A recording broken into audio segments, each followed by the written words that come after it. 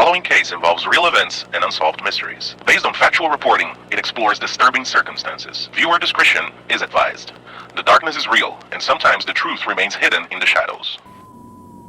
In the waning light of a humid August evening in 1966, an 18-year-old boy climbed the rugged slopes of Vintém Hill, searching for his lost kite. What he found instead would haunt Brazil for generations. Two men lying side by side on the grass, dressed neatly in suits and raincoats. A simple water bottle discarded nearby. Strange notes scribbled in trembling handwriting. And covering their faces, homemade masks, crafted from solid lead. There were no signs of violence, no cause of death, only a riddle, written in the language of ritual, silence, and light. This is the story of Manoel Pereira da Cruz and Miguel José Viana, and the enduring mystery of the lead masks case.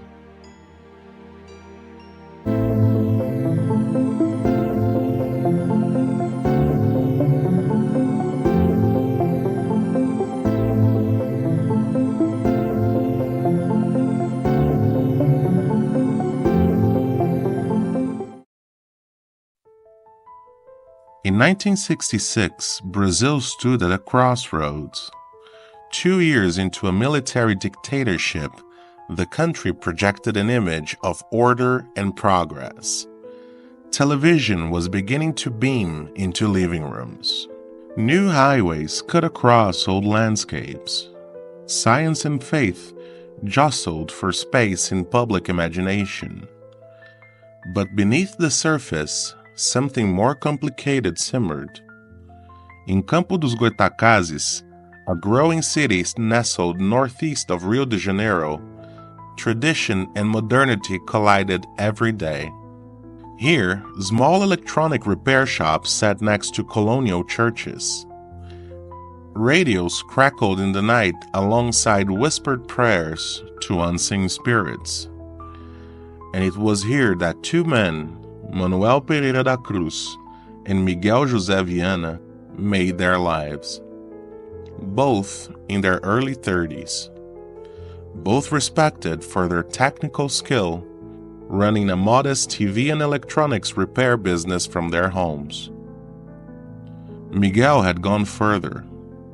He pursued correspondence courses in electronics from the United States, maintaining ties with institutions in California. He spoke easily of circuits, radio frequencies, and the hidden possibilities of energy.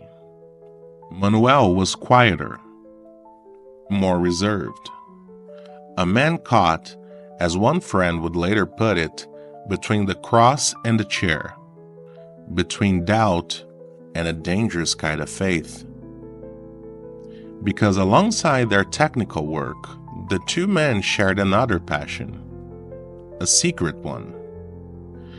They were part of a small clandestine group practicing what they called scientific spiritualism, an experimental fusion of technology and the supernatural. Their goal was extraordinary: to contact otherworldly beings, spirits, perhaps, or something not of this earth. They held private sessions. They built homemade devices. They experimented with light, sound, and with chemicals. And they believed, with absolute conviction, that true contact would be heralded by a blinding, overwhelming burst of light. A light so powerful, so alien, that ordinary human eyes could not withstand it. Hence the masks. Crude sheets of lead molded into eye coverings to shield them from whatever was to come. Their experiments were not without consequences.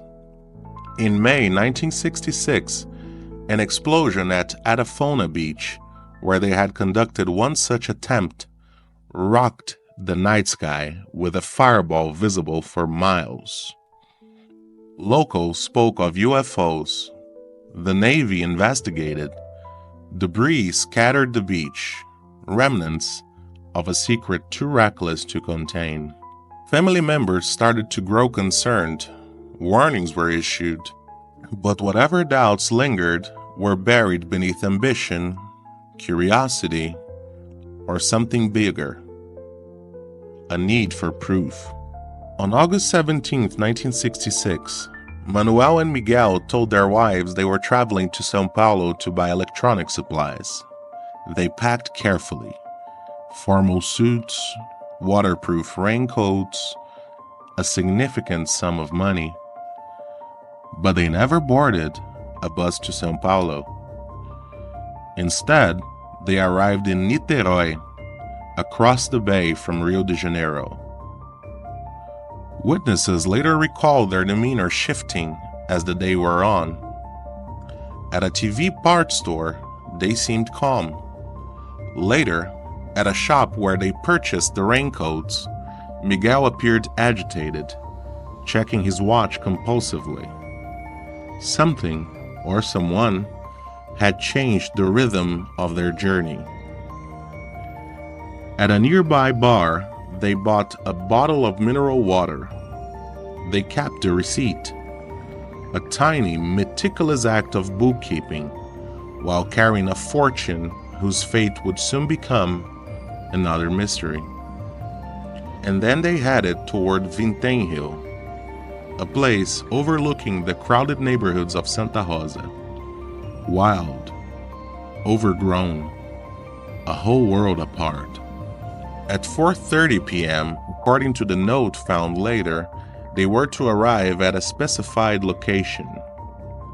At 6:30 p.m., they were to ingest capsules. After the effects took hold, they were to protect metals and await the signal, with the masks on. The last known sighting placed them sitting calmly on the hill, staring into the falling dusk, waiting for something. Whatever they expected to find that evening, it found them first. 2 days later, on August 20th, 1966, an 18-year-old boy named Jorge Alves climbed Vintém Hill, chasing after a lost kite. The hill was steep, wild, tangled in weeds and rough palms. Above him, the heat pressed down, thick and heavy. The city buzzed below, car horns, the hum of radios, but up there, the world was quieter. That is, until the smell hit him. Rotten, heavy enough to claw the back of his throat. Following the stench, Jorge stumbled into a small clearing. There, side by side on a bed of cut palm leaves, lay 2 men. Their bodies were already beginning to decay under the Brazilian sun. They wore formal suits and waterproof coats. Their limbs were stretched neatly at their sides, as if they posed. And covering their faces were strange homemade masks, fashioned from sheets of solid lead. Around them, scattered like the remains of a ritual, an empty bottle of mineral water, 2 wet towels, foil cups, hastily shaped, scraps of paper, some covered in basic electronic formulas, others bearing coded sequences of letters and numbers. A cryptic handwritten note, small and almost mundane in appearance. 4:30 p.m., be at the specified location. 6:30 p.m., ingest capsules. After effect, protect metals. Await signal mask. Miguel's wedding ring was tied carefully to his eyeglasses, placed in his pocket. Bus tickets back to Campo dos Goitacazes were found nearby, unused. A small sum of money was hidden in Miguel's trousers, wrapped in a plastic bag. But not all the money they carried. Over 2 million cruzeiros were missing. And nowhere among the strange artifacts scattered across the grass was there any sign of a knife or a cutting tool, though the palm leaves had been trimmed cleanly to make a resting place for the dead. It took authorities more than a day to reach the site. Vintém Hill's steep terrain and rough paths delayed the police until August 21st. By then, whatever secrets the scene had once held were already fading. When investigators finally arrived, the mystery deepened. There were no visible signs of violence, no bruises, no defensive wounds, no broken bones. Some reports noted traces of blood at the victims' mouths and noses, while others denied it, a contradiction that would never be properly resolved. The police found no weapons, no syringes, no mechanical devices that might explain their deaths. The lead masks, heavy and handmade, seemed absurd. Protection for what? Radiation? Blinding lights? An imagined apocalypse? There was no radiation detected at the scene, and nothing on Vintém Hill that could explain why two healthy men had climbed there and simply never left. The initial forensic response was catastrophic. The bodies were transported without proper preservation. The morgue lacked cold storage.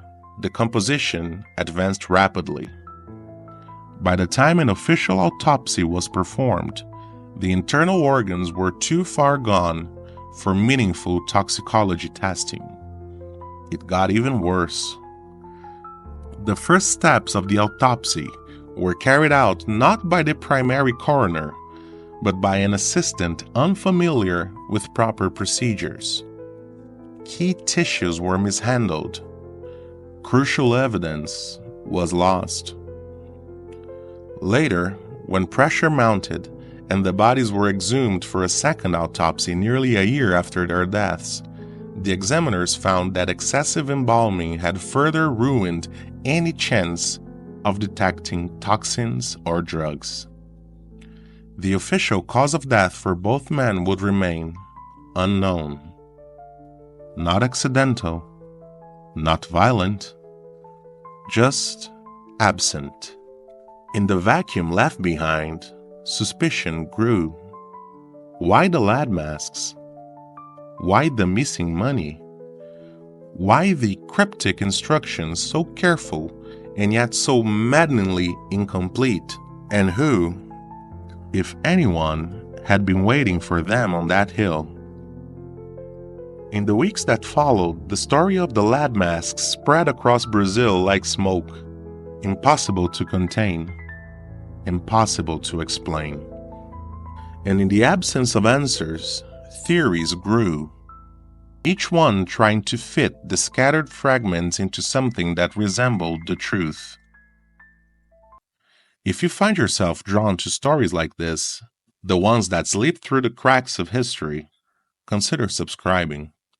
These are the mysteries that deserve to be remembered. Theory 1. A spiritualist experiment gone fatally wrong.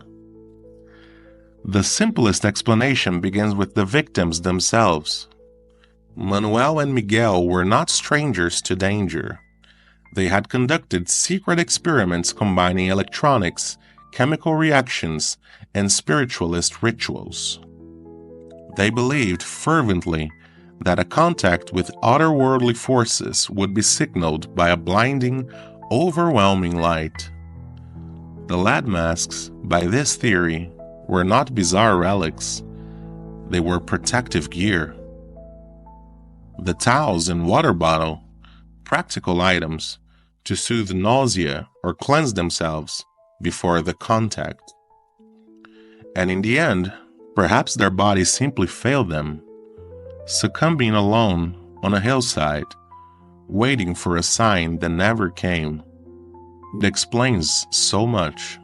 Their final preparations, the ritualistic order of the scene. But it leaves an important detail untouched: the missing money, and the lingering question: if they planned to return, why were the bus tickets unused? Theory 2. A UFO encounter. Some believe that Manoel and Miguel were not alone on Vintém Hill. That same evening, nearby residents reported seeing a strange glowing object in the sky. An orange, oval-shaped craft, moving unnaturally, emitting blue rays. Witnesses described a ring of fire circling the object as it hovered over the city. The man's obsession with contacting otherworldly entities was no secret among their circle. And the masks? In this telling, they were an attempt to shield themselves not from metaphorical light, but from something tangible, an energy too powerful for human senses. Maybe the capsules were meant to open their minds or prepare their bodies for a communion that never fully arrived. Or maybe it did. Maybe the encounter was real and lethal. A flash of unbearable brilliance, a rupture between worlds, and two men left behind, silent and still beneath an uncaring sky. But if the UFO theory intoxicates the imagination, it struggles against colder facts. No radiation was found. No physical marks remained. No trace of any otherworldly technology. Only two bodies, two masks, and a bottle of mineral water gone dry. Theory 3. Foul play. Then there are those who see not mystery, but malice. The missing fortune is no small matter. 2 million cruzeiros gone without explanation. Witnesses recalled that Miguel became agitated after visiting a shop in Niterói, possibly after meeting an unknown third party. Rumors swirled of a jeep seen dropping off two men near the base of Vintém Hill. What if the entire ritual was a ruse? What if Manoel and Miguel were lured into a trap by someone who understood their beliefs? Someone who knew exactly how to manipulate their hopes, their fears, their yearning for contact. Delivered with a smile and a promise.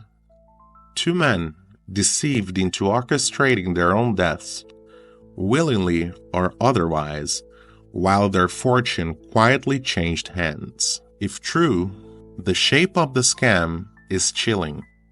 No fingerprints, no violence, only a carefully constructed scene pointing in every direction but the correct one. And yet, even this theory cannot explain the careful arrangement of the bodies, the bed of leaves, the lead masks resting so precisely beside sightless eyes. Each theory fits, and none fit completely.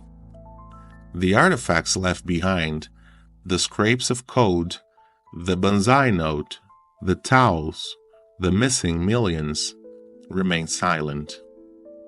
Their meanings lost somewhere between the rational and the impossible.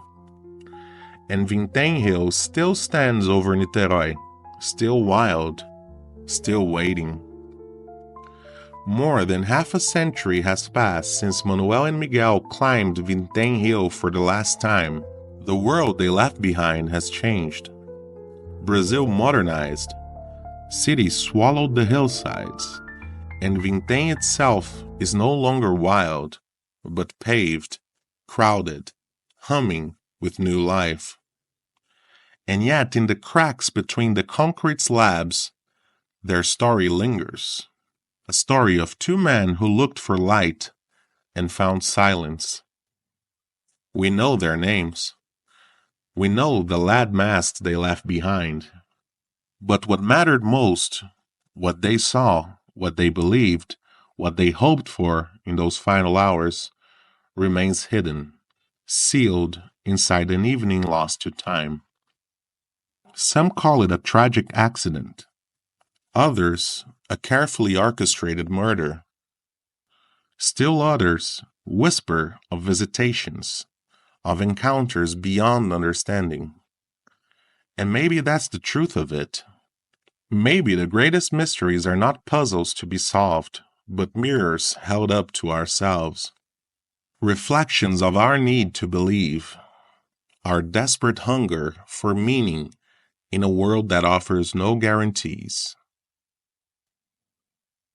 They were men standing on the edge of human understanding, reaching for something larger than themselves, and falling into a place where reason cannot follow. The lead masks did not protect them from what came. The raincoats did not shield them. The careful notes and calculations could not chart the final moment. And the bright light they sought, whether celestial, chemical, or imagined, was never recorded. Only the quiet remains, and the question. 2 men, 1 hill, an empty sky, still waiting for a signal. If Manoel and Miguel's story stayed with you, let me know in the comments. Were they victims of their own faith? Or was there something or someone waiting for them on that hill? And if you haven't already, please subscribe, because the further we go into the dark corners of the past, the more important it becomes to carry these voices with us. Next time, we head deep into the snowy wilderness of Oregon, where 3 seasoned fur trappers vanished without a trace during the winter of 1923. Months later, their bodies were found frozen beneath the ice of Lava Lake, murdered in a crime so brutal and so perfectly isolated that it has remained unsolved for over a century. A wilderness crime scene, a missing boat, and a suspect who slipped through the cracks of history. The Lava Lake murders, a mystery locked in the frost, waiting to be uncovered. Hope to see you there.